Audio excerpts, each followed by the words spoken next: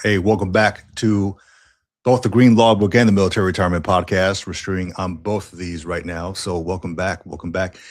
Here with my man, Charles, the Doc Bischoff. Am I pronouncing that right? Bischoff. Yeah, it's Bischoff. Yep. Bischoff. All right. Awesome, man. So just want to make sure. No, cool stuff, man. So yeah, like I mentioned, everybody out there who's watching, John couldn't make it today. He's got family in the house. So, reached out to Charles and he's like, more than welcome, man. He's more than happy, should I say, to jump on here and to share a little bit about his expertise.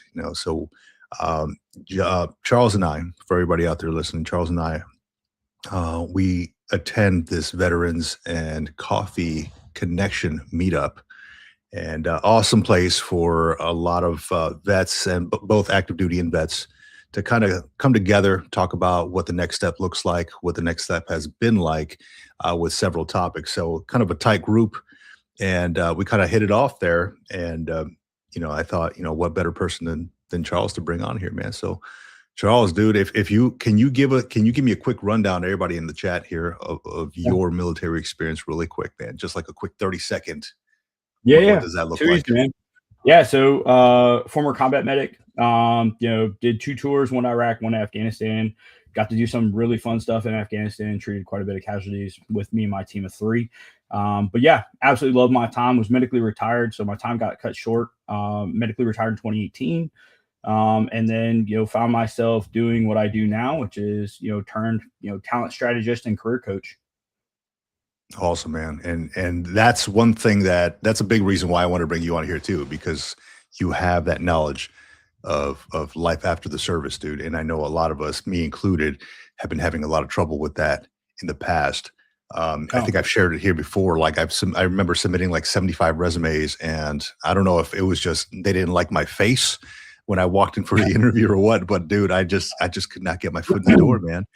And I felt like I was like the job description was made for me. It seemed like I was like, man, I fit every wicket on this, every checkbox, and damn, like nothing ever happened. So dude, like what are we doing wrong with this, man? I know you're the man. Is it the resume? Is it how I'm dressed? What do you think? What do you see most often? I would say that most people, hot take here, most people's resumes suck, right? Just straight up. And it's not everybody's fault. What I would say to that too is, 83, I think is a RAND study recently came out. It's like 80-ish% of job seekers are currently using AI to help them with their resume. But listen, AI only goes so far. It's inputs, right? Whatever you input into AI is what you're going to get on the back return, right? So it's just that would be the first step. But, my biggest thing is exactly how we met, man, which is networking. Networking, there was an older stat of like 80 to 85% of you finding your job through network. Those 2 things, if you can knock down those 2 things and really lean into your network, especially in the age of AI, I would say it's probably in the 90s percentage of you finding a job through network. I don't know. I can count on a hand how many people have landed a job with a cold resume and then went through interview stages to then get that job without knowing somebody. So, it's one of those things where, your network is everything right now. Yeah, and I agree with that, dude, because I feel like I'm just sending these cold resumes out, and I firmly believe that's why I didn't get one of the jobs that I didn't get, because they either it was an internal hire or maybe somebody already knew somebody else within that organization. And I'll give it a quick example here how I got my first job through the networking after the military. It was a contractor position, DoD contractor position, and it was because somebody I knew somebody who was hiring for that position. Dude, I did not know a single thing about the position, bro. It was like I'm a legal guy, right? I came from military justice, and then they were looking to bring somebody on in a surface warfare capacity, which I have never done that before in my life. And I went and talked to the hiring manager at one point, like, oh, she wants to meet you and all that. And she's like, you know what? So-and-so vouched for you. You were a chief warrant officer. You could probably do it.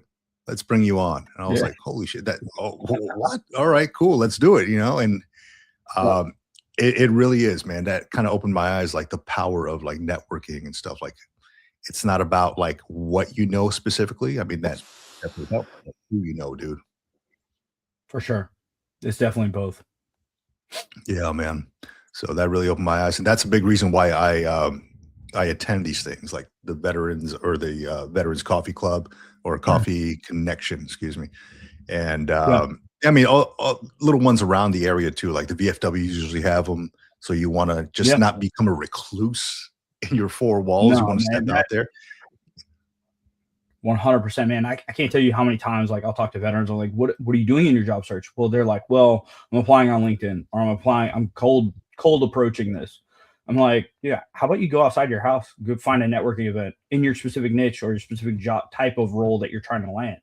Like, why, like you can, before you go, just driving all over the place, you could be looking for those types of things, right? Like you can Google or use AI for that, right? There's networking events that will land you those jobs, right? Or will land you, 3 degrees of separation is all you need, right? And so, yeah, like just being active, and the best time to search for a job is when you have a job. So Yes, that way you don't absolutely. feel the pressure. That way you don't feel the Right. pressure and you have the leverage also.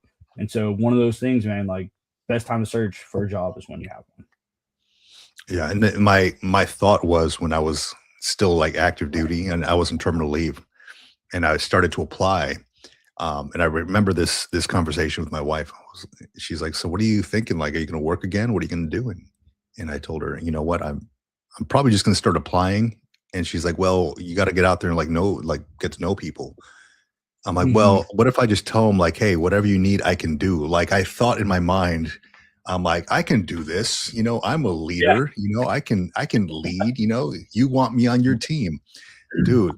It doesn't work that way, right? It doesn't work. For one, it was super aggressive the way I came across, and I remember my first interview was horrible, dude. Horrible. I was like, look, they were asking me questions like, look, whatever you need, I got it. I can do it. Like I'm a catch-all, right? And I'm a big ass baseball mitt, right? An outfielder's mitt. I'm Yeah. a catch-all. So it's not the way it works, dude. It really isn't. Not The at all, civilian man. life It's is completely different. yeah, it is, man. Especially when you're doing that whole like, well, I can do anything. Well, no. Like, Yeah. and this is part of the problem, man. When we get out, right? Like we're told that our leadership skills are gonna like lead with leadership, lead with all these soft skills, and like that matters to the hiring manager. The first person that Mhm. sees your resume come across their desk or into their ATS is a recruiter or talent acquisition professional. They do not care yet about your soft skills. So if you put leadership right away and you don't have that check that technical box, they're looking for you to check the technical box first, and then let's add on top. Soft skills are an add-on to what the talent acquisition is actually looking for. So that is the one thing I think we need to flip. This is something I talk to both veterans or transitioning service members about, and then also I work with companies on a consistent basis to make sure that they know we're often leading with these soft skills. So you may not see that technical box right away, but I guarantee you we have it. Yeah. Yeah. Yeah. And what about saying something like, and I know this was on my resume too before I changed it. Like, hey, I have led, 100 people. And it's very generic, right? Very Yeah. generic. Like, of course, as if you're like, I don't know, an E9 or so, of course you have led hundreds of people. But I'm Right. thinking if I was the hiring manager, which at one point I kind of was in my position where I was asked to review resumes to pick Yeah. like the top ones. And looking at it from that perspective, I'm like, okay, well, you led 100 people. What does that look like? Like, what did you do? Did you just like watch them as they pick sandbags up? Like, what did you do? You know, Yeah. like what's the best way to get around that? Like to elaborate on what exactly you did? So there's two things here, right? So Yeah. for we never want to come across, like you mentioned, an E9, right? Like an E9 Mhm. leading a whole battalion, or let's say a brigade, right? Like Mhm. 1,000 people, right? I led 1,000 people. Okay, but were you actually leading 1,000 people, like direct Yeah. reports? And this is where I try to get them to frame it into a direct report. Because if you say I Mhm. led 1,000 people, that HR person is most likely thinking like, who do they think they are, Bezos, or you know what I mean? Like, or whoever, right? Like Yeah, yeah. they're like, there's no way they led 1,000 people. They've not been in charge of a Fortune, whatever company. And Right. so it's one of those things where we have to make sure that the message that we're coming across with is I'm not saying that we're lying, because we're not. That's what we did in the service. But to a civilian who's never seen a service member, a veteran's resume, anything, like, that looks outrageous to them, right? And then the other thing is true is, how I think about, like, with resumes, the biggest thing I see on resumes is the thing that is called the WIFM, right? The what's in it for me. So think of, if you look down at a computer at any point in time, the numbers 3, 4, and 5, that's numbers, money, percentages. Almost never on, I would say 80 to 90% of resumes that I first get, that I first touch, there's no numbers, money, percentages. And I'm like, I don't understand that concept, because how did you write your NCOER? How did you write your OER? How did you write your awards for all your troops? It's all the same. Right. There's really nothing that changes. But for whatever reason, we get out of the military and we're transitioning, and we just want to talk about the things that we did. We don't want a job description. Like, we want to see your impact, right? What's the WIFM? Why should I hire you over somebody else that applied, right? And I think if we put it into those terms, that's where you start to see actual success with some of those cold resume uploads or applications, because now they can see the WIFM, right? They understand that you're a player and that you can come in and do the job. I like that. What are your thoughts of these websites that accept the resumes where you can apply through, right? And again, a quick example, I applied for one through this website called Indeed, a position. And like, I applied, never heard anything back. A year later, that position's still open. Like, I'm like, well, what is this? And then you have like LinkedIn, things like that. And I feel like LinkedIn is a little bit easier in that it's there. You see who the hiring manager is. I don't know if I should contact the hiring manager or anything like that. I have in the past. I don't know if that's worked for me or against me. Probably against me, because I didn't get the job. But yeah, I don't. What are your thoughts on that, man? Yeah. So in regards to, like, best practice is always go to the website. Always go, like, if you find the job through Indeed or LinkedIn, go directly to the website, right? So for Indeed specifically, anybody can post a job on there, right? So this is where you tend to get the fake jobs, like truly fake jobs, or fake people who are trying to, like, do malicious things, right? So the best case scenario is always go to company website. Now for LinkedIn, depending on the size of the company, you can do the easy apply or whatever the case may be. Again, I still recommend that it's best case scenario or best practice to go directly to the website. And the reason is the ATSs, right? Whether it's Workday or you name what, ICIMS or whatever, right? All these applicant tracking systems where we upload the job, right? On the reverse side for the talent acquisition or recruiter, when they upload one, let's say for Workday, they can literally post to all 5 platforms for monster jobs, for Indeed, for LinkedIn. And so the best case scenario there is always to just go directly to the website. And then the other thing with LinkedIn specifically, it'll tell you how many people clicked on that. So like when people first see, they're like, oh man, there's already been 200 people who have already looked at this. Well, that may just be looked, right? They clicked the same button that you clicked and it counted, right? For the optics, right? But you don't know if they actually finished that application, right? Yeah. And so again, I just think it's always best case scenario or best case practice or best practice, if you will, to just go directly to the website and apply there. And then LinkedIn is going to be the place where you network with like a hiring manager or a recruiter. Hey, this is me. I just applied for this job. The best way to truly do that is to, if you have a connection that knows that person, hey bro, or hey so-and-so, I just applied to this position. I saw you were connected with them. Would you mind putting me in a 3-way chat with this person? Because those people get, recruiters and talent acquisition professionals, we get so many DMs. I'm guilty of this myself, where I'm just shy of 9,000, and by no stretch of the means is that big on LinkedIn. And that's a whole different conversation in general. I'm not a huge influencer person, if you will, but people will reach out to me, and sometimes I miss their messages because I'm inundated with emails and whatever. And so if I'm missing your message, but if you send a message to that person, to somebody that they actually know, to make the 3-way intro, they're going to see it. Yeah. It's going to be top of mind, their priority, right?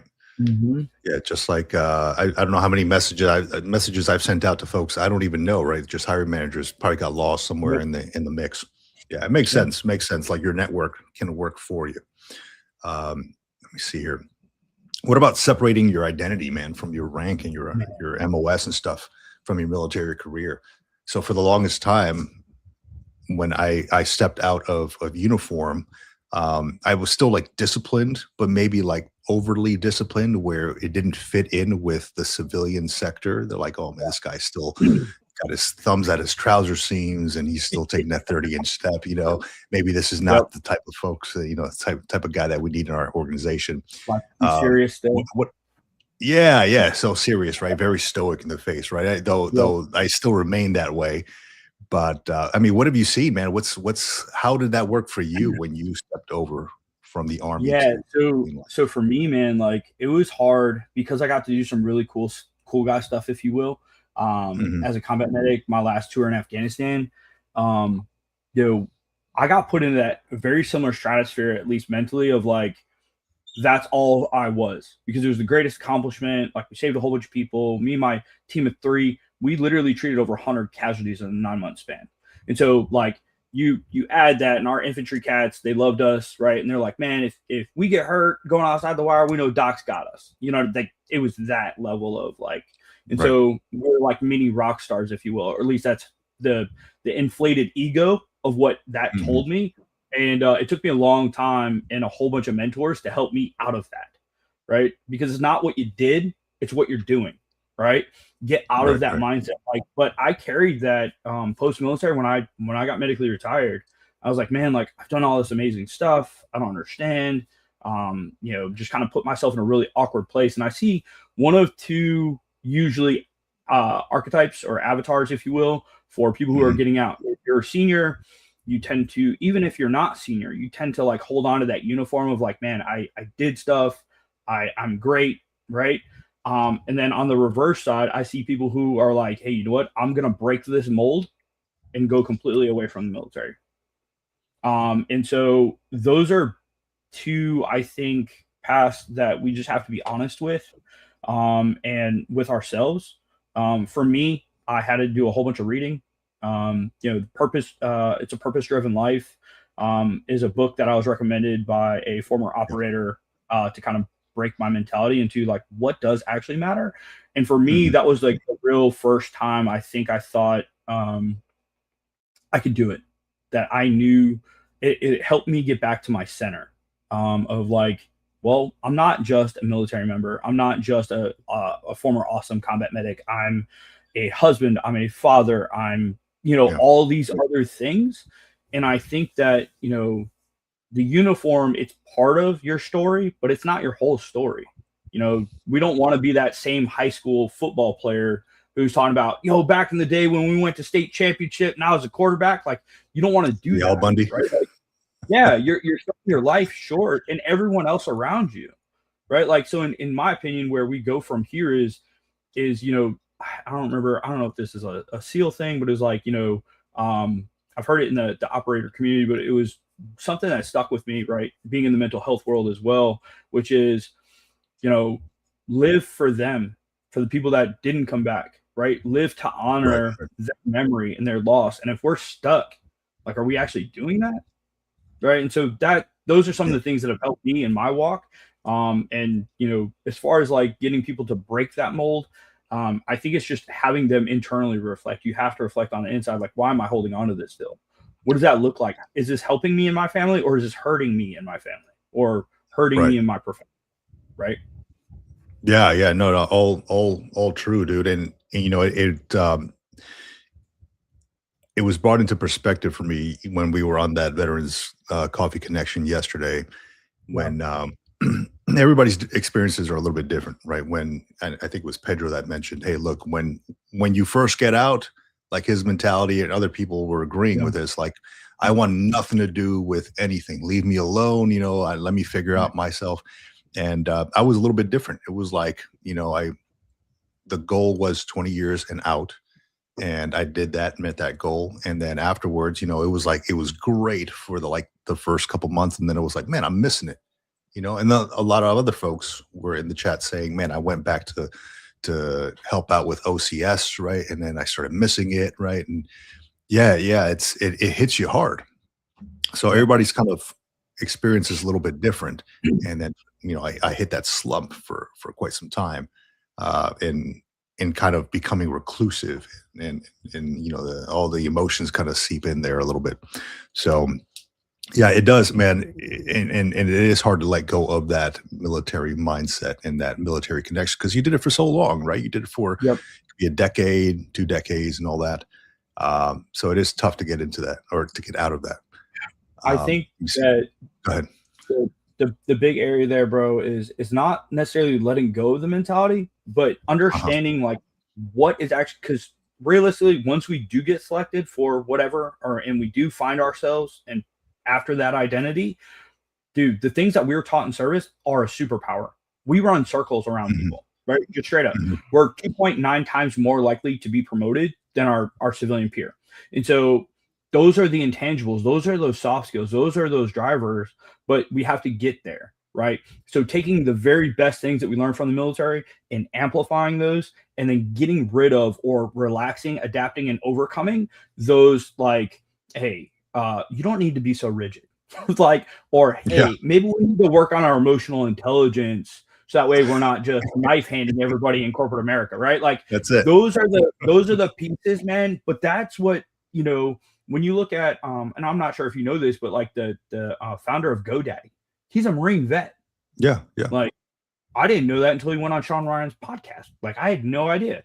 You know what I mean? But like, you look at like how he was able to literally start that company and just take it to the next level. I don't know, man. Like, we're pretty awesome.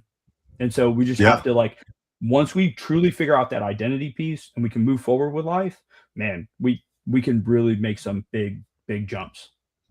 Yeah, no, absolutely, man. And I think, when I mentioned, like, I was kind of lost for a little bit, a couple of years maybe, and then I woke up one morning and it was like a revelation. It was like an epiphany, right? Like, damn, I no longer feel bad about this, right? I'm actually, I can move on. I felt like I've moved on from my military service, and I'm like fully accepted that civilian life now, that veteran status, right?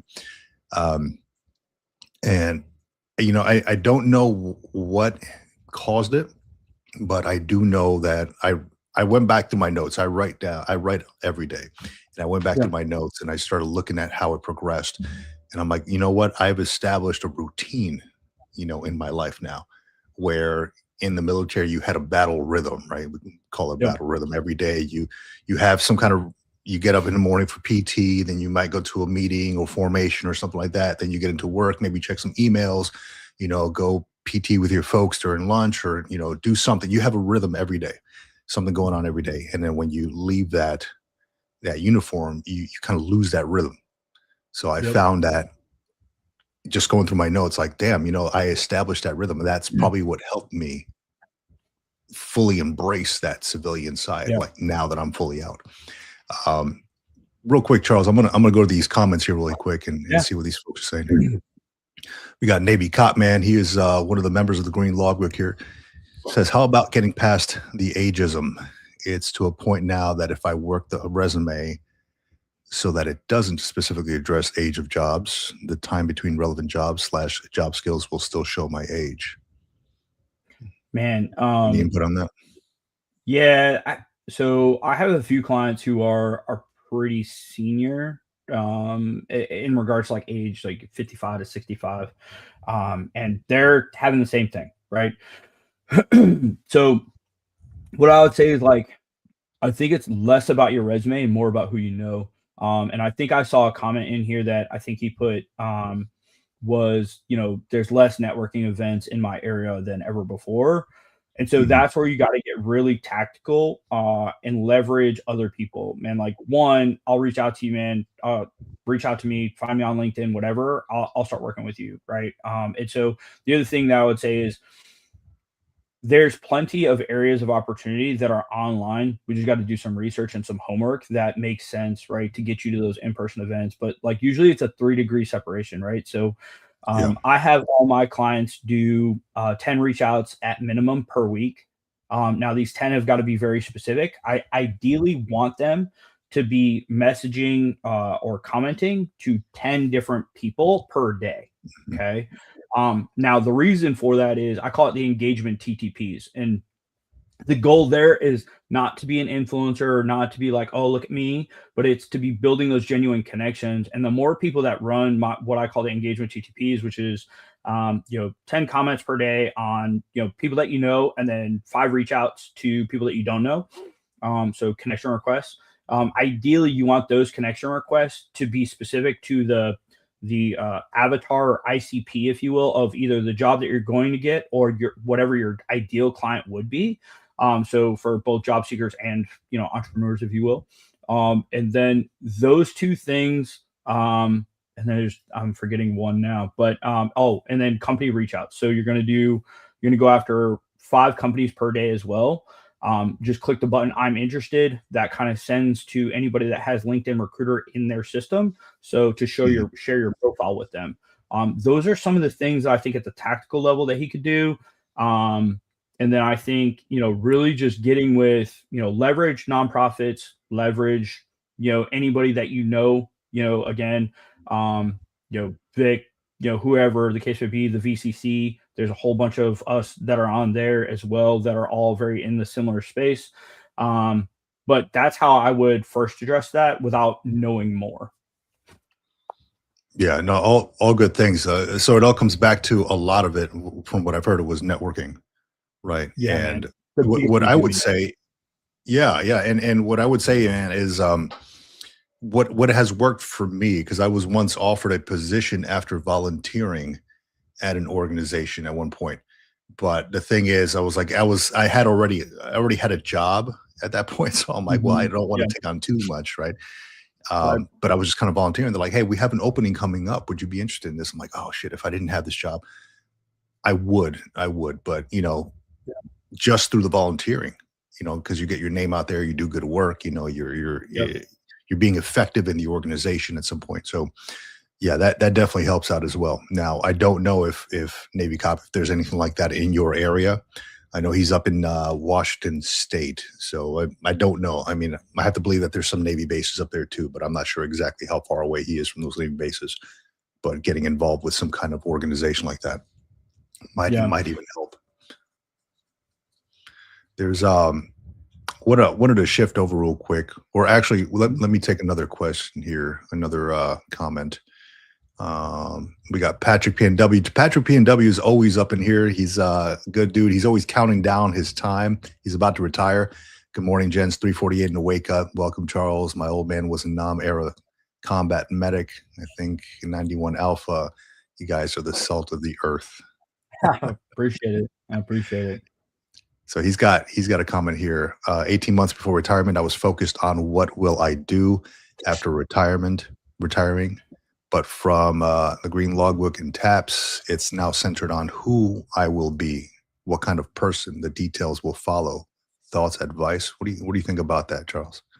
That's awesome. One, because I think that's really where we need to start. I think it's less about focusing on the first thing that's smoking. This is why veterans often jump 2 to 3 jobs right before they land, if you will, right? Because they don't actually, there's one of 2 things. They don't even know who they want to be yet or where they want to go, or 2, the opposite is happening, right? Like they're like, all right, I'm going to go do this and then I'll figure it out afterwards. But when you go that route, you haven't done in my opinion, the internal work to see actually how great you're going to be on the outside, right? Like, cause you don't know. Right. And so, those 2 things. So I think starting with self first, of like who I want to be and where I want to go, and those intangibles, that's actually the better part of the transition. Now, not everybody can do that, but you can do that if you start 18 months out. So props to you on starting 18 months out. And I think that, just, it's the same thing that we were taught in the military, right? Like, what do? We reverse engineer everything that we do. For whatever reason, we don't always reverse engineer our transition. Like, I don't understand. But if you do that, you're going to be successful. I'll tell you that much. Yeah, excellent stuff, man. He's always coming on here, and he's always gonna giving us updates on where he is in the process of all that. So I love that, man. I do appreciate the updates, Patrick. Wanted to touch on this topic here, because I just made a video on this, and it's starting over professionally without starting at zero. So we're Yeah. from zero. So when quick scenario, when I was getting out, I thought, you know what, I don't want to stay in the same kind of job sphere that I was in the military. I wanted to make a pivot, right? But what I was afraid of was starting over from scratch, right? Like, Mhm. man, if I want to do something else, whatever it is, if I wanted to do something else, I'm probably going to start at like entry level. So I started looking at like entry level positions because I thought, nobody's going to want to hire me if I have no experience, right? So that kind of it bummed me out a lot. Like, man, I Yeah. don't want to do law anymore. I want to do something else, but that means I'm going to have to start from zero. And then I started thinking, Mhm. I'm like, well, you're not actually starting from zero because you have so much experience under your belt that it doesn't Yeah. necessarily have to be in that thing. You can always get educated on that. But what they're looking for is somebody who can mesh well with the organization, who can actually like lead in within that organization. Because at some point there's a manager somewhere up there. You Yep. could fit in with that position. Want to see what your thoughts are, man, with folks who are transitioning out of the military, thinking, I don't have the right, I guess, experience for this, so I'm going to have to start at zero, and that bums me out. I've come across a few of those. What are your thoughts on that, man? Yeah, I think for me, man, I actually started out, I guess, kind of over, right? And so Mhm. I didn't have the 20-year career, right? Like I'm eight and change, right? And so I'm just going to give you mine and then give you kind of some of the Mhm. things that I walk through with current clients and candidates, right? So for Sure. me, when I knew that I didn't want to be a combat medic anymore, I didn't want to go the paramedic route. I didn't want to go to nursing school. I was like, I'm done with the patient care. For me, I didn't know how to turn the dial back and forth. I was still flipping the light switch on and off. And so flipping that light switch on and off, I couldn't be a good dad. I couldn't be a good husband, being in that like consistent stress. So I had to transition out of that job and just start over. And it took me a while to figure out where I wanted to be, right? Through kind of, the identity, truly looking at myself. I was in kind of a good spot, but how I found veteran nonprofit space and working with veterans was I had one too many friends die by suicide, and I was like, yo, I got to get in the arena, right? How do I get in this arena to help veterans and give back to my community that I love so much, right? And so I started that, but I started out at zero.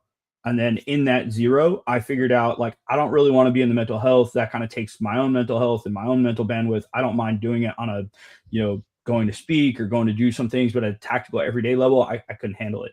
And so I transitioned to helping veterans find jobs. And so now getting to do that, right? I get to give back and I'm still rewarded for those things, right? Um, and so what I'd say is like when I first started, I was around a group of people who are almost all prior military recruiters, and I was coming in and I didn't know anything about recruiting. I didn't know anything about resumes. And so what I did was I expedited my time frame of learning at that specific skill. I paid a resume writer and I paid a recruiter to steal their 10,000 hours. So when you talk about mentoring, what does that look like? Well, I found the mentor who was going to help expedite my time frame in understanding at the tactical level how to do the job and how to be awesome Mhm. at it. So within a year, I was speaking to VPs of talent and going into boardrooms and being able to talk. And so now I've been in this career less than 5 years, and guess what? I get to go speak on stages at SHRM. And those are the types of things. Had I not done that, who knows, right? I may still be struggling. But I think there's a lot of things and what I see from clients is like, yeah, okay, what's the worst case scenario if you start over from zero? Worst case scenario. I don't know. Could you do what I just walked through? Of course you could, right? Yeah. Could you even potentially find a free mentor? Yes, right? Now, what I'll say on the caveat side of that is if you don't want to go into a starter role, then show proficiency because we already know how to do that. What Mhm. if we're reverse engineering how to land that role? What would it take for somebody to have to say no? What would it take for me to be so good as a candidate that they would be foolish in saying no to me? Reverse engineer from there, and I think you win. I like that. I like that. So get the proper, be it networks, be it uh, experience, or even like volunteering in something like that. I was thinking about something like that a while back, just writing my notes. I'm like, if I want to make a pivot in something and I don't have experience in that, how do I get my foot in the door with that thing? And I thought, maybe just volunteer my time and doing Yeah. doing the research. A lot of it was like researching with a few of these PhDs for they're doing focus groups with vets, and I'm Hmm. like, how do I get into that space? And I've kind of got my foot in the door now with that through like volunteering through like, hey man, I can help out with this if you need somebody, and then they reach out, hey, we actually need somebody here, and now my name's being Yep. thrown around different places, right? So that's one way to do it. Volunteering, To get exactly. Volunteering is the first step, and then like asking, hey, like how can I help provide you value so I can learn from you? Like absolutely. there's so many people right now. Actually, I just brought on an intern for Next Stop in North Texas, and Mhm. she has HR background, but like she's like, hey, I'm bored. I need something to do, and I also want to network more with people. Like, what can I do for you guys? I'm like, well, hey, you can go attend this event with us, and then you can help us, plan this next event because I need manpower, right? And so it's Yeah, how do you get that. And I think just being, whether you're volunteering or reaching out to people that already do the job to get more understanding of what that job actually looks like, I think those are great things. absolutely, man. I agree. And then being open, I think, to new experiences, new perspectives, new criticisms too. Um, the Yeah. one of the people I work with, um, Hmm. that I do consulting with, is a PhD. She's like 27, 28, and I, you Wow. know, I'm not on her level when it comes to like knowledge of, um, just research, in general, like exactly qualitative, quantitative research. I'm still kind of in the Hmm. the infancy stages of all that. She's been doing this Yeah. for a few years now, and Yep. so she'll correct me, but I'm like, I'm open to it. I'm not like taking Yeah. offense to it or anything. I'm like, hey, Yep. you're right. I didn't know about that. And I think a lot of times, like, I had to take the pride out of it. Like, how dare you? I'm a 20-year Marine. How dare you? Took the pride out of it. I'm like, oh, okay, this is a learning experience. I Yeah. got you. Let's Yeah. help me learn this. So just taking a little bit of notes from this person. ego is Um, Ego can yeah, either be your greatest help or your greatest adversary. And so one of the things yeah, that, it can. especially for people that did the 20 plus years or achieved the highest rank, even with me, like I thought I was somebody. And like realistically, when I got around, special forces combat medics, AT deltas, I was like, I am nobody. Right. But it took for me to get around them to realize I was nobody. Right. Like, Yeah. because I had already hit a pinnacle around my peer group that was, exponential. Right. And so Mhm. removing your ego from that so that way you lead with confidence instead of arrogance is huge. And so being Oh, open to absolutely. learning, like everybody's a learner. If you look at some of the greatest minds ever, they're open. Why? Mhm. Because they know that they can learn, Yeah, right? And yeah, so I think that that's a huge thing. Once you can control your ego, that's where you become, the next person of yourself. absolutely, man. And it reminded me, I had that book by Ron Holiday right here, Ego is the Enemy. So I'm looking at it right Yeah. now. Yeah. And it's so true, man. You remove that, and I mean, you open yourself up to a whole new world. It is. Sure. Um, what about from your perspective, man? Like mistakes that folks, vets in general, even folks who are going from active duty to the veteran status, right, to out of the uniform. What are some common mistakes that you see, man, in their transition process? Oh man. I mean, I know the So list is some large, man. Yeah, it can be, right? I think the biggest one I see is not planning, right? Like I see one of two things usually. On average, I see somebody who's like the person in the comments, right? 18 months out, like they're getting after it. They're like, hey, I'm planning for this. I know that this is from all my friends that, or whoever, right? Like I need to reverse engineer or get way ahead of this. But then, I came from the infantry realistically with, being a combat medic. And so like all those guys, man, we had less than 90 days. They're like, hey, kick rocks, right? And we go to tap class, but like when you go to tap class right when you can and you still have a year or 9 months, Like you forget the majority of stuff because they throw a whole bunch at you within 72 hours or whatever the case may be. And like, how are you going to remember that? And so when you're on the line, they're not going to let you go again, even though technically you can. But like the requirement is only you go once, right? So if you want to go again, you got to go on your own time, right? So, and I'm not going to go burn, leave, right? Like, so it's one of those things that I see people either plan way ahead of the game or don't plan at all. And the people who don't plan at all, those are the people who usually wind up struggling. And so that's the biggest one, is not planning. And then I would say that another one is they only look at the job and they're not looking at the finances. This is something I did, right? Like, I mean, I had a medical retirement, so I didn't really have a plan in general anyway. But I think the finance part of that question is not looked at all. I would say by a majority of the people, at least that I work with, they're not thinking about it. They're not looking at it. They're just like, I know I can get another job and that'll take care of my finances. That's not really how that works. As far as like the finances, like what if you can't get a job in like the first year and how are you going to survive? Yeah. Right. Yeah. What happens? Now what? I don't know, because I didn't think about that. Right.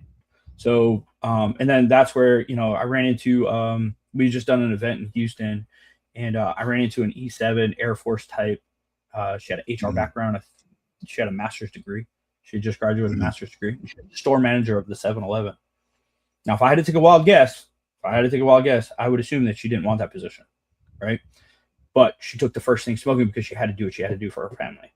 And so that's what we do, right? But like, I think the two biggest things I think that we don't think about in the transition, outside of maybe what we were just talking about, which is like internal work, looking at ourselves, figuring out who we want to be in that next step of our life, is at least at the tactical level, is going to be, you know, prior planning. And did you plan or not? And then the second thing is like, what do my finances look like?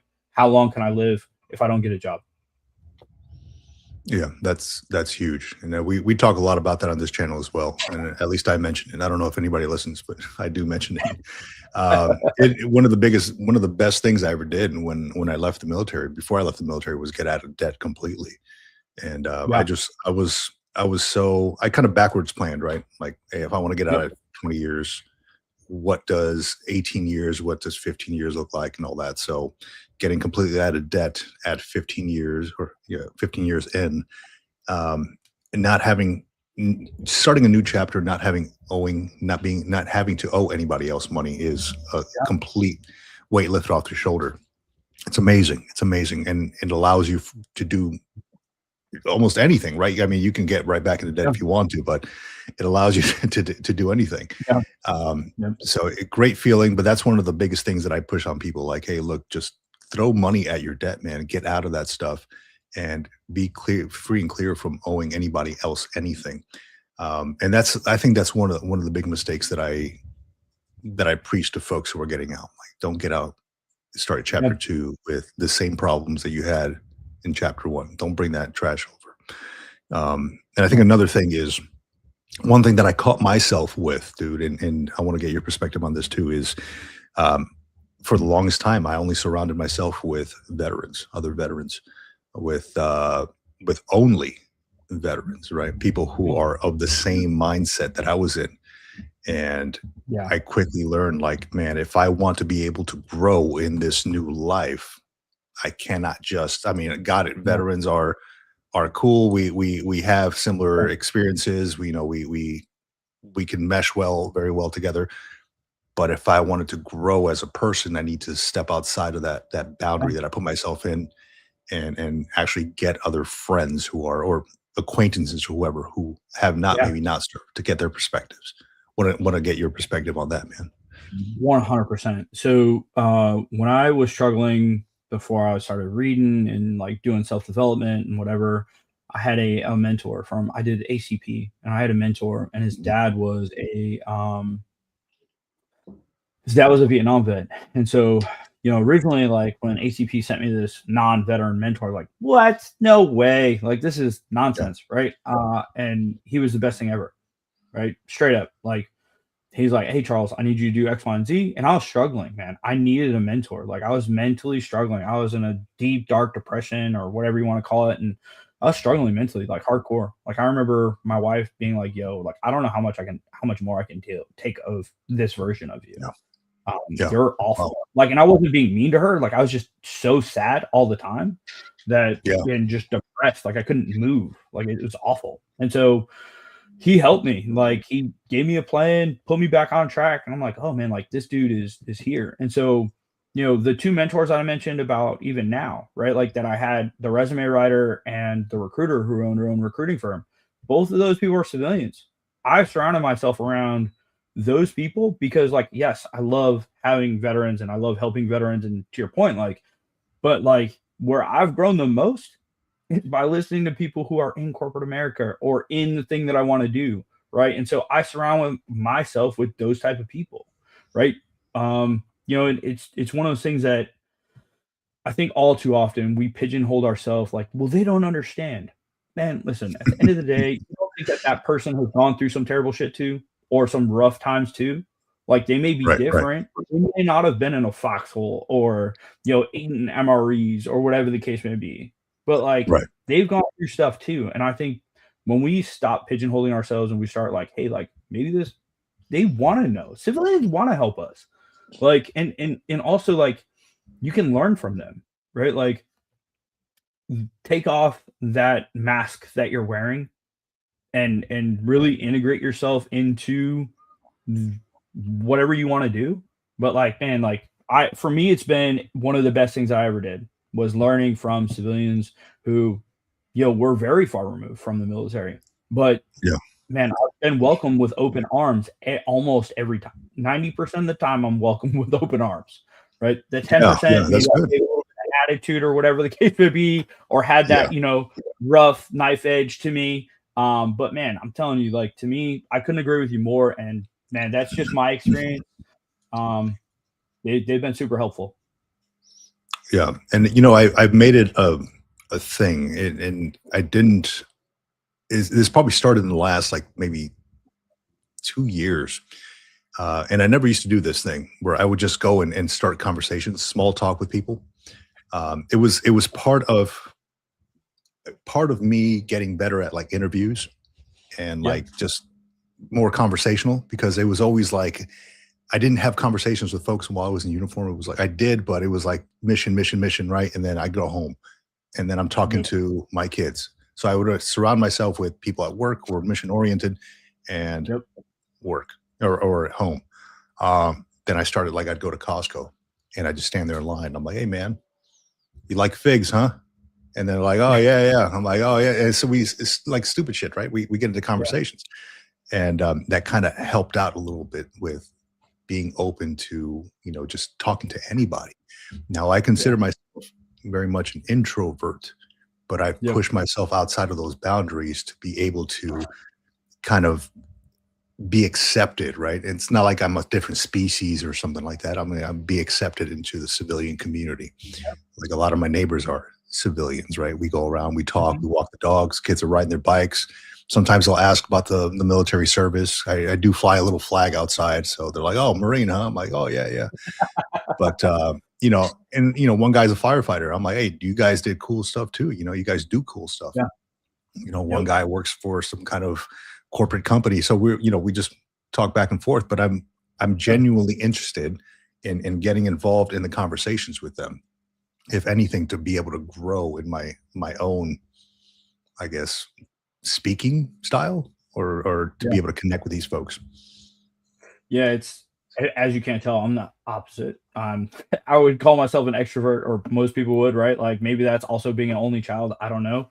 But I find myself around introverts and also people who have that working with clients and who are exactly like that, right? But once you start doing that, exactly what you said, Vic, where it's just creating conversations with people, they're like, oh man, like your conversation skills get so much better. It's like working on muscles, everything else, right? It is. How do we consistently talk with one another? How do we help? Like all these things, they consistently grow.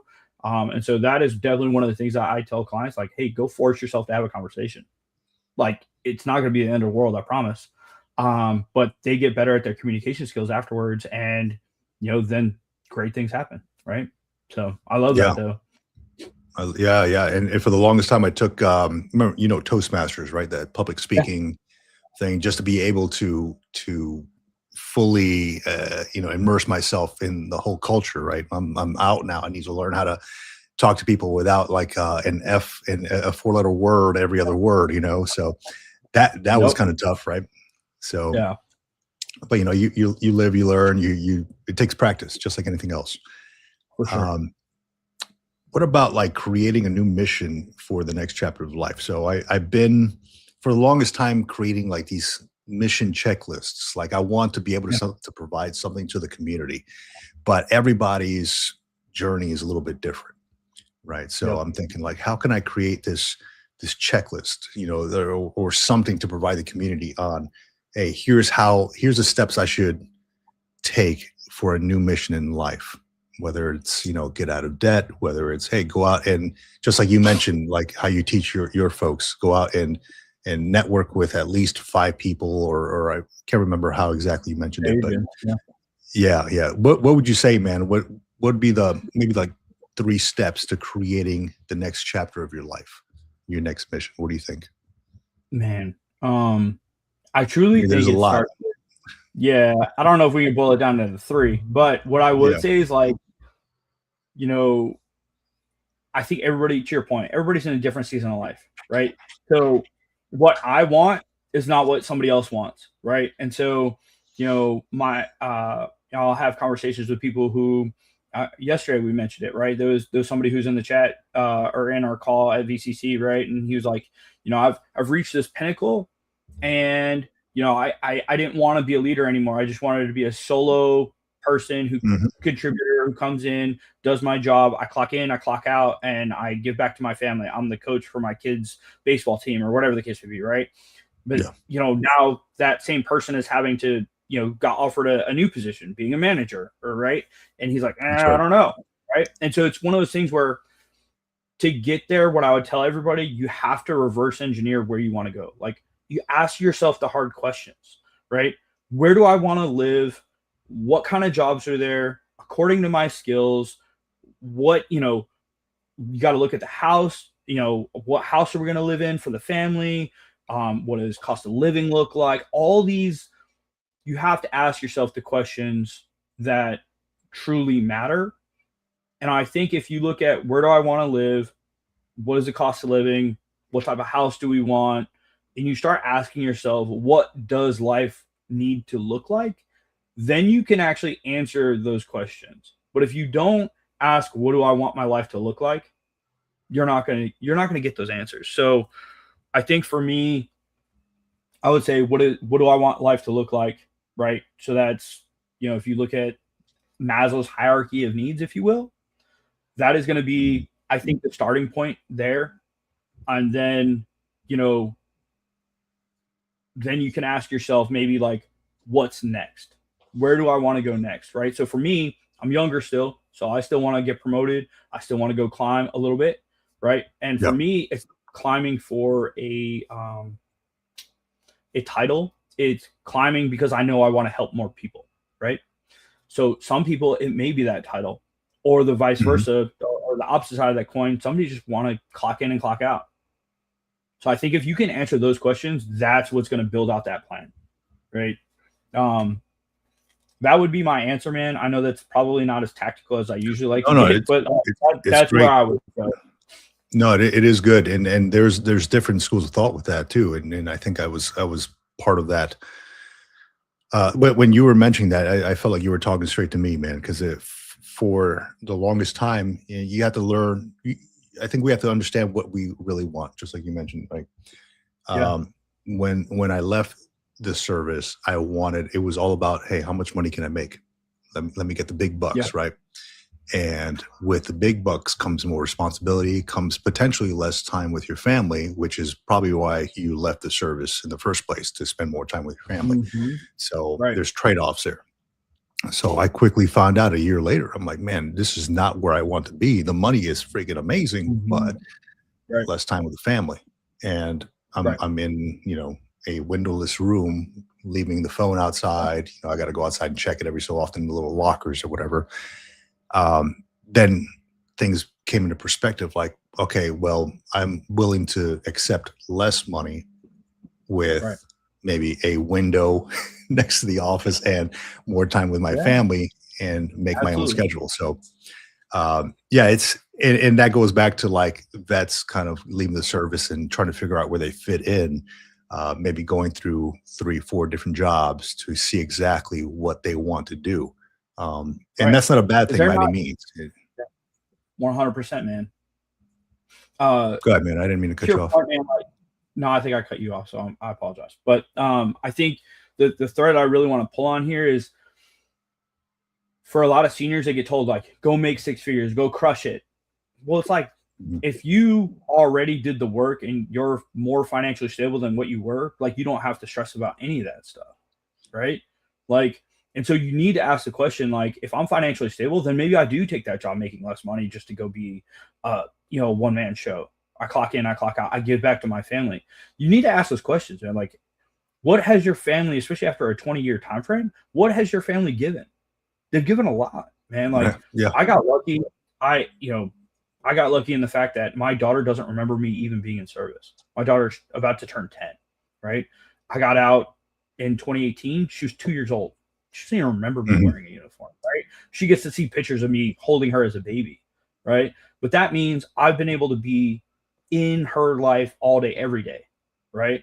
And so even when I get offered jobs now, I'm like, I don't want to do that because I get to take my kids to school. I get to pick them up, right? And I get to have my Yeah, own work, flow that I want to have. But if you're not asking yourself that question, you're doing yourself a disservice. And I have many conversations with seniors who are like, I want to go out and crush. I'm like, all right, cool. That's great. But ask yourself the family question too. Work-life balance is a thing, right? In corporate America. So the mhm, converse is true though too, where some people who will, if maybe you're looking to be that one man show, but then I'll have people who get out making 6 figures, and they're like, man, and it's not a stressful job, right? It may mhm. be like a mid-level, mid-tier job where they're making 6 figures a year, in Right. logistics or whatever the case may be. I remember a specific client. He came to me. He's got no degree, but had a really great background with logistics, and he's making 6 figures a year, like crushing. And I'm like, hey, dude, if you leave this job because you don't have purpose, you're probably not going to find another one right away because you don't have a degree and you're trying to get back into corporate. You got, like, in my opinion, he like won the lotto with that job, right? I was like, Yeah. instead of jumping from that job because you don't feel like you have purpose because you're just clocking in and clocking out, go find a nonprofit or go find something where you can volunteer your time, because that way you're still financially stable, you still have a great job, and you can then still build in some level of give back, some level of renewed mission and purpose that still allow you to do both things. So I wanted to pull on that thread a little bit, but I think that both those things are very important to ask. Yeah, that's good advice, man, because that dude sounds like he did hit the lotto with that job, dude. It's like because right Dude, now it's crazy. It's a little crazy out there. They're like, even when I was looking at a few jobs, they're like, man, you need to have a master's degree in this. And I'm like, but why? Like, is it really necessary? So everybody's competing with the master's degrees, right? So yeah, they're always one upping the degree, the education portion.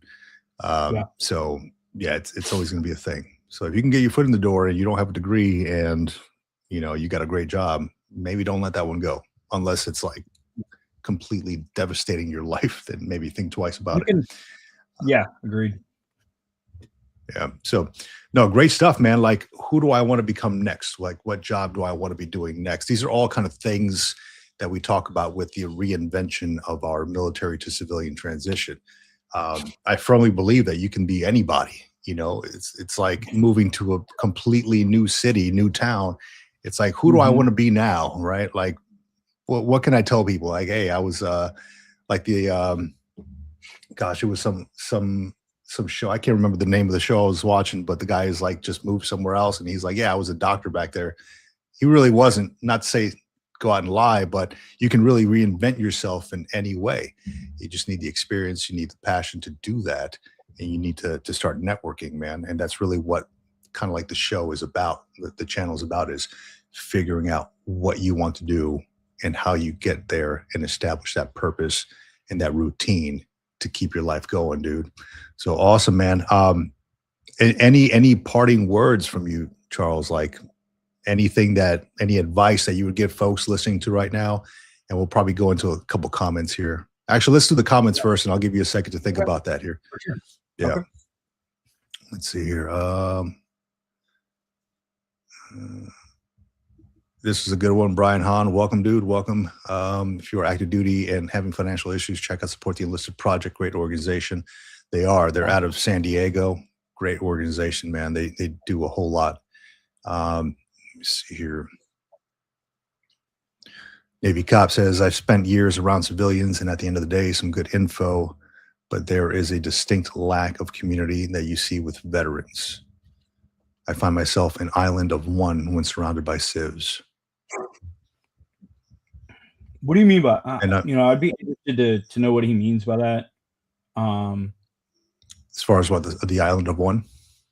Yeah. Like, are you talking about mentality? Are you talking about, not being able to connect on any level? Because I think sometimes our mentality is a little bit different, or can be.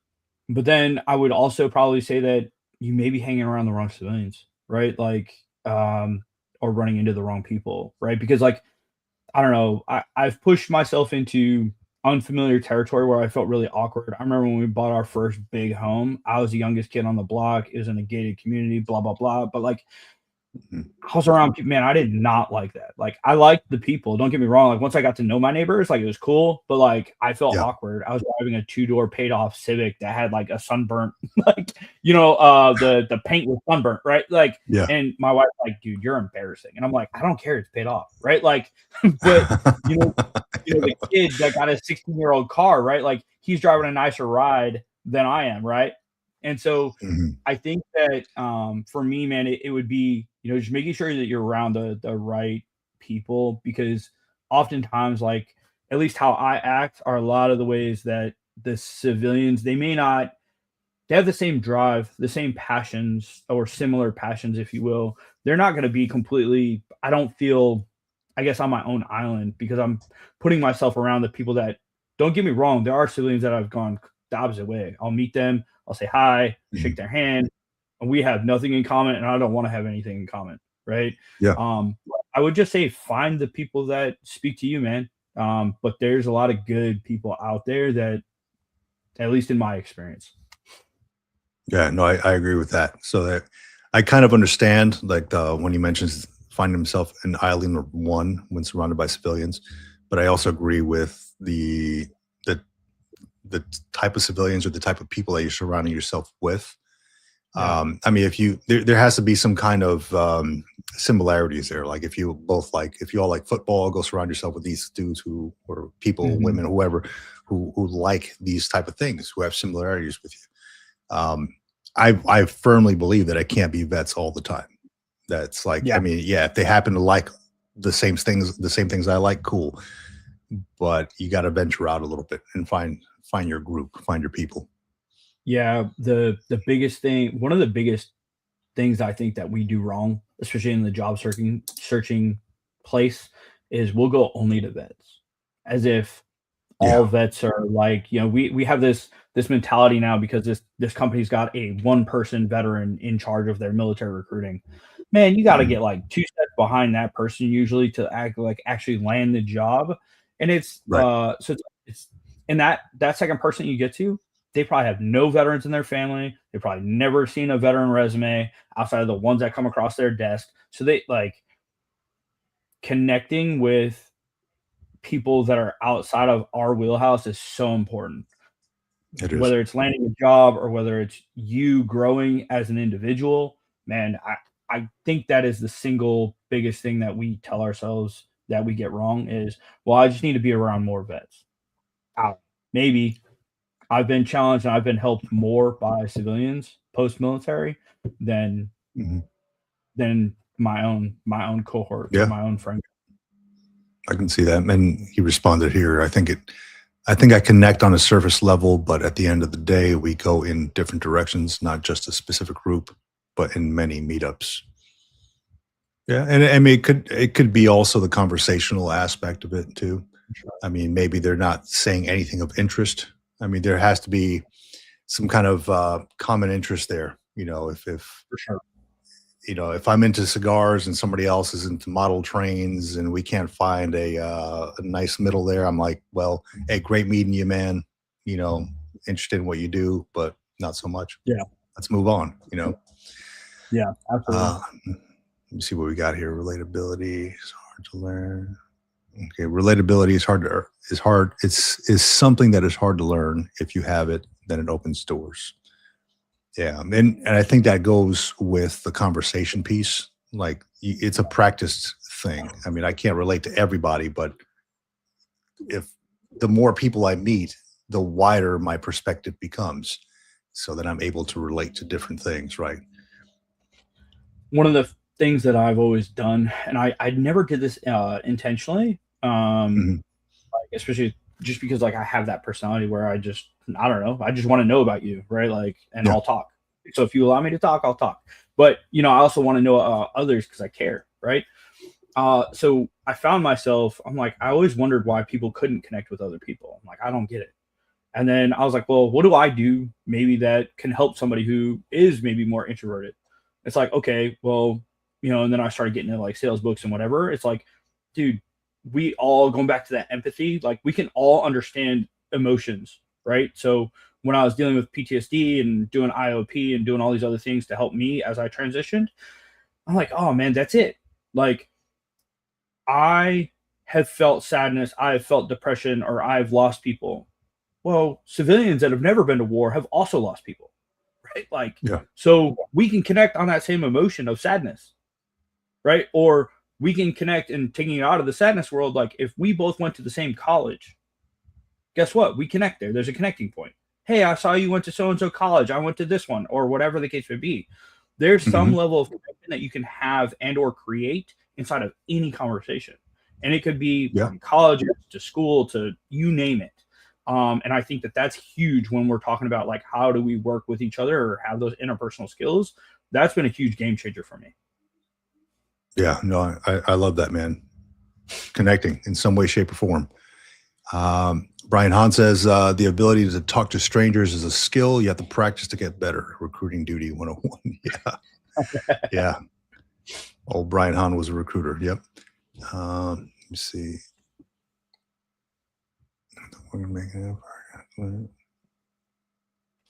Let's see here. That is the thing. You can't really fake it. Have to work at it and make an effort. I had to learn it from being an MP to get people to talk to me. Otherwise, I was just a 6'4" guy with an MP brazzard and gun and intimidate. Yeah, that's one thing is a lot of vets, man. I have that, at least the ones that I've encountered. I mean, once you get to know folks, man, it's great, right? Yeah. But there's the aggressiveness, the aggressive postures that we still have, right? I mean, shit, I still have it too. I just don't. Sometimes I want to go out. I don't want anybody to talk to me, so I'm like completely like no emotion, and I'm just Yeah. kind of walking through Costco or whatever because I'm on a mission. I need to get to the back of Costco to get my $5 chicken and then stand in line for 30 minutes, Yeah. right? So that's my mission. Yeah. But nobody talked to me. But that's one thing that I've noticed is there's a lot of like it's not almost not approachable. And if you want to be able to integrate into maybe society or into a civilian society, then you got to be kind of approachable, Yeah. like let go a little bit. Like you mentioned the mask, right? Let go of that a little Yeah. bit. It's been tough for me. I'm sure it's tough for a lot of folks out there. Yeah, what's really funny is that I'll get into those mindsets or those moods where like I'm just not friendly or like I'm just on a mission or I'm thinking about something, and when I think about stuff, like I have that kind of like grumpy stoic ish face. And Mhm. I was at a speaking engagement, and they got people coming around with like photographers and whatever. The one good photo is me looking like a jerk.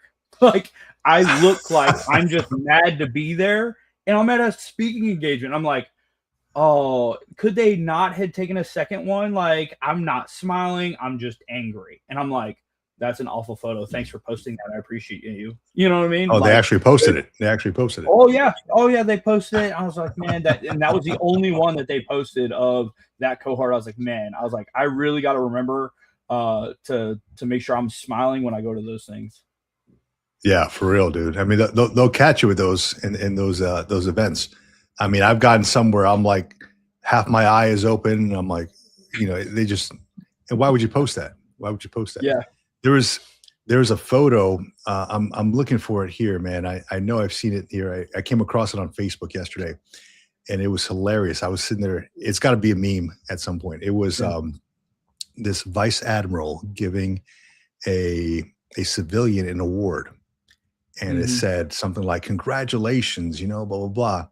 And man, the dude was like, he looked pissed, he was like, and I'm like, man, and they caught him on camera. Maybe he smiled right afterwards. I'm trying to find it here. I'm sure I probably won't. I saw it somewhere yesterday.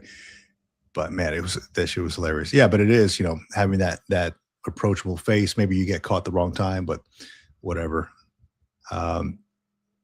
Patrick PNW, yeah, my man who's about to retire. Yes, reverse engineering is the hack. As a career military, we are experts at reverse engineering to create your path forward. That's it, man. Find what the end result is and work your way backward. Shit, that's how it is with that's how I structure any of my goals. Like, where do I want to be? What do I need to do to get there? What milestones do I need to hit? Yeah. Let me see here. 4 months, supply side, recruiters.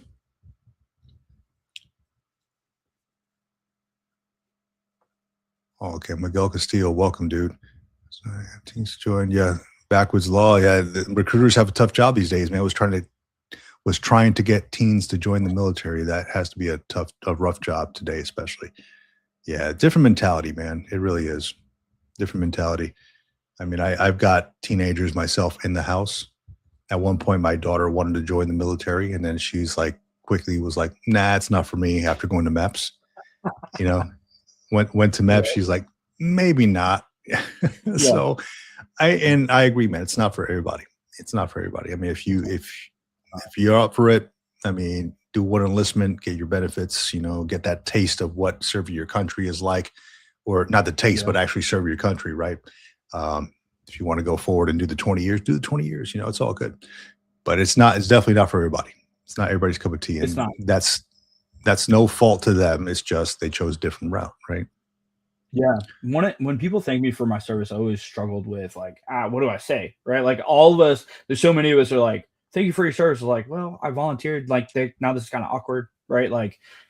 Or when I was in, just coming out of basic and whatever, and going back home, and I'm a slick sleeve, literally haven't even gotten to my unit yet, and people are thanking me. I'm like, I haven't done anything. This is awkward. Please don't say that. But even now, I stole Chick-fil-A's line, right? And I just say, they always say that whenever they give you your bag, you're like, it's my pleasure. So anytime now that somebody says thanks me for my service, I'm like, it was my pleasure, right? Because I truly believe that. But then when I get into the conversation where people oh man, thank you so much, and blah, blah, blah. And I didn't serve, so what? What does that mean? The service is not for everybody. Right. And so, just because I did something or you did something, it doesn't mean that I'm better or whatever, or you're lower than me. That whole conversation gets kind of goofy, and it's not for everybody. Everybody's got their own path in life. Right. You mentioned the firefighter, man. I love those guys. Those guys do some hard stuff, fighting fires, and whether it's homes or brush fires and all that craziness. I have a friend who does the, what do they call it? The smoke jumper. What are they? Yeah, that. Yep. And so when you start talking about that, man, those guys are wild. But it's one of those things where everybody's got their own purpose in life. Yeah. I've always been curious, and I made a video about that a while back. What do you say when people thank you for your service? Now, I don't wear a hat, and that was another video I made, right? It was do I have to be a certain age to start wearing these? What are people's perspective? But, I don't wear a hat, but I do have a little license plate thing that says Marine Corps retired, right? It was given to me as a gift. I'm like, you know what? Cool. I'll put it on there. And what's crazy? I feel like our generation's the only one that like maybe I don't know. Like my grandfather, he just passed last year. He was 102 or 101, would have been 102 this year. World War II vet. But you know, he always had his black hat on and whatever. I feel like our generation is the only ones who like really still poke at each other, like, why are you wearing that? Like you look like a nerd, right? Or whatever.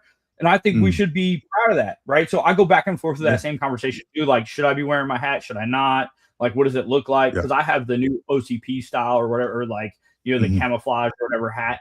And it's funny, I bought my grandfather one, I put all his ribbons on it. And like the like our version, but like, and then it said like World War II on it, whatever, and I put all his little pins in it and stuff and gave it to him. But you know, it's one of those things. I just find it funny how we're still jabbing each other on that. It's like, man, if you want to wear the hat, bro, wear the hat. You should be proud of your service.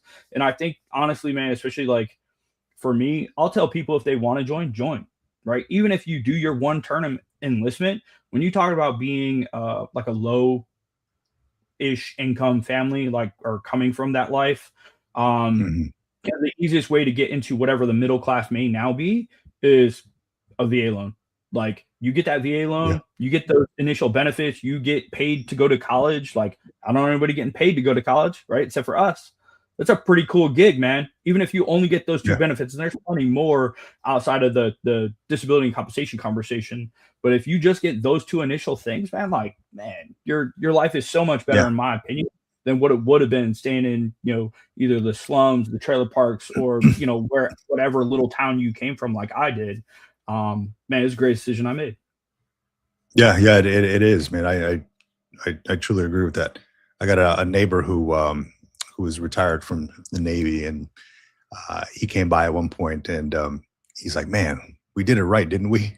And I'm like, and I had no idea. I had the leaf blower outside, and he walked by, and he kind of startled me a little bit because I'm like, you know, I didn't hear him. And he's like just standing there, and he's like, "We did it right, didn't we?" I'm like, "What are you talking about, dude?" He's like, "Yeah, retired, right?" He's got his little retiree thing on his house, his Navy flag. And he's like, "Yeah, retired, man. We did it right." I'm like, "Yeah, I guess we did, man. We can do whatever the hell we want, I suppose, right now." And you know, you don't have to do a 9 to 5 if you don't want to. You can choose whether or not, you know, or what 9 to 5 you want to, right? So even serving, right? Because he mentioned like, same thing. He bought his house with a VA loan and this and that when he was younger. He's been here for, I don't know, like he's older, right? He's been here for like 20 years. So he bought his house with a VA loan. You know, he uses benefits, and we were talking about it. And like, I don't share that I have this channel. Like nobody in my neighborhood knows that I have this channel. So we're just kind of going back and forth. He's like, "Oh man, you should check these benefits out." I was like, yeah, you're absolutely right. I should, right? I know all about them, but you're absolutely right, man. Thank you for educating me. No, but yeah, it is, man. We do get these awesome benefits, dude. And a lot of folks don't know it. I'm surprised at how many people, when I put out a video, they're like, "Dude, I had no idea." I'm like, well, you know, this is part of the reason why I put it out there. Now you have an idea. Go out and use those benefits, man. So let me see real quick. Going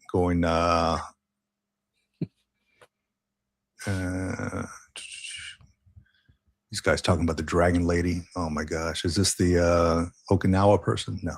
Or the TJ? Okay. Well, no, that's all good. Hey, what kind of parting words, man, advice would you have for anybody who's looking to reinvent themselves after the uniform, trying to take that first big step into a life that maybe they haven't experienced before? Man, it's a great book. It's Start With Why, right? Start With Why. Simon Sinek. Yeah. So that was that, and then the mission was a purpose-driven life. Those two things truly helped me figure out where I wanted to go, who I wanted to be, all of that, right? Reinvent myself, along with like leadership books in general. Those two books are probably like the start of that for me. I think that you pair those two books or similar books like that, along with, you know, reverse engineering, right? What your ideal life looks like post-military, and that's the recipe, right? At least in my opinion. Those three things, man, I would say that for sure is how you get to the next thing, right? While also having, you know, a mission, a purpose, and all those different things. Because we served, and that feeling of wanting to serve is never going away. It's never going away. That's just a part of us. Never going away. And so whether that could be different, it's different for everybody, right? Some people want to be in the veteran space like we do, but then there's other people who just want to be, a sole contributor, and they want to give service to their kids or to their kids' baseball team or whatever the case may be. And that's okay too. Yeah. They're still serving their community, right? But that service piece is never going away. So reverse engineer, read some good books like Start With Why, A Purpose-Driven Life. And I think that those things are the recipe for success. Absolutely, dude. Well, shit, man, I do appreciate you coming on, man. And if you want, dude, no pressure, but if you want to share your contact info, maybe where people can find you, maybe even your YouTube channel, if you want to, I don't know. I knew as soon as I told you, you're going to poke me on that one. So you can find me basically everywhere. Charles Bischoff. LinkedIn is my kind of like go-to platform that I'm on. It helps for work and what I do. And then the other place that you can find me, I do have a YouTube. It's Charles.Bischoff. And so there's, I think, 2 episodes on there and then a few shorts of those, but it was basically my resume class that I give and then my LinkedIn class that I give. And so I will be doing more of those here shortly, because I did just revamp it right before you asked me to come on, like probably 2 weeks ago, I think. So I had just done some initial rebranding. So it's great that I really appreciate you asking me to come on. Happy to be here. Hopefully the listeners got something out of this. But yeah, that's where you guys can find me. Awesome. And I'll put all those things in the link in the description as well, your YouTube channel and all that. So awesome, man. Hey, Charles, man, a wealth of information, dude. It's awesome to actually talk to you outside of the Veterans Coffee Connection here and just get a little taste of what you do and, how you're helping out the vet community and just kind of sharing some insights of what you got, man. Just really appreciate you. Appreciate you, brother. All right, man. Take it easy, man. Yeah, so that was Charles there. Good dude, wealth of information. Might have to bring him on again on the channel at some point in time. But I just want to say thank you to everybody who joined in on the chat here. Shout outs to Navy Cop, Backwoods Law, Patrick PMW. Thank you for joining again. I know you're on your way out, trying to figure out what that next chapter looks like. Hey, that's what this is all about, is figuring out the reinvention of you, your next purpose, your next step in chapter 2. So awesome. Navy Cop. Yeah, I see that. You reached out to him on LinkedIn. Yeah, wealth of information, man. So we joined in on, or again, we met on this this platform called Veterans and Coffee Connection. And it's run by a retired Marine Master Sergeant. His name is Pedro Zambrano. And you can find Veterans Coffee Connection on LinkedIn. If you go on LinkedIn, you can do it right now if you want to. Look up Veterans Coffee Connection, the VCC. And we meet up every Saturday. Sometimes if we can do it in person, we'll do it in person. But we've done it before here in San Diego. They do it usually in Texas, where Pedro is. But Veterans Coffee Connection, man, and it's a great place, great platform. It's on MS Teams for folks to jump on, talk about their life in service, after service, and there's a lot of active duty folks on there who are looking for mentorship. So if you are looking to provide mentorship and to help out the next generation of veterans who are about to exit the service, hey, this might be a good way to do so. Definitely join in on that. No cost, free to join, and they're looking to expand pretty quickly. So glad to be a part of that in some way. But if you want to join, look up Veterans Coffee Connection on LinkedIn and join in on the conversation. And I might even see you there on Saturday morning. Let me see here. Brian Hahn, yeah, absolutely, man. Good talk today. Good talk. Yeah. That one was for Charles. I'll pass it forward to Charles there, Patrick. Great. Where's Charles? Thanks for the thoughts and advice. Was excited to hear this episode. Reinvent, then reverse engineer. Yeah, that's what it's all about. Navy Cop says, I'm in the group, but I miss any notifications when it is actually happening, so I haven't been on one yet. usually goes on Saturdays at 7:30 Pacific. I think the main guy is located in Texas, so whatever that is, 2 hours later, right, in Texas. So let me see. Actually, I'll link it here really quick. LinkedIn. Gosh, where? Oh, no crap. Here it is. Veteran Coffee Connection. There we go. Awesome. Join that group, man. It's got 201 members so far. Here we go.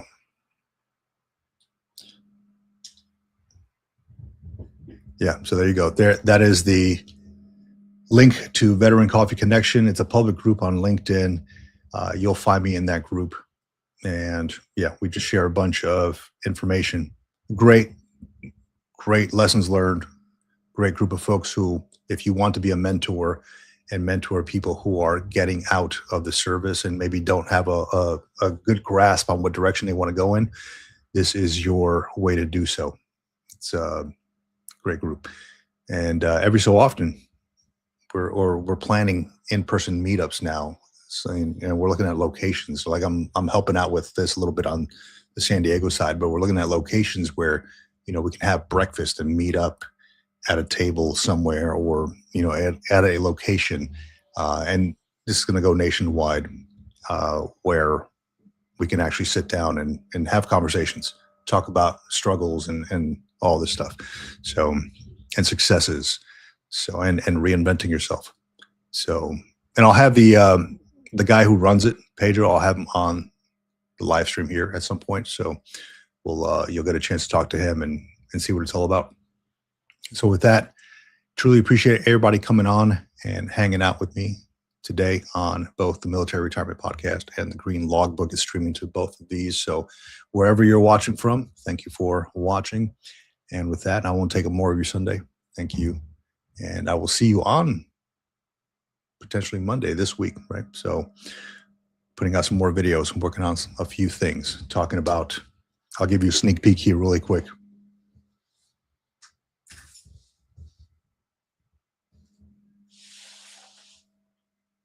Talking about a big reason why this channel is called the Green Logbook and sharing some of my insights on this Green Logbook stuff. So there you are. Thanks for watching. Have a great Sunday. Stay safe, stay informed, and stay ready.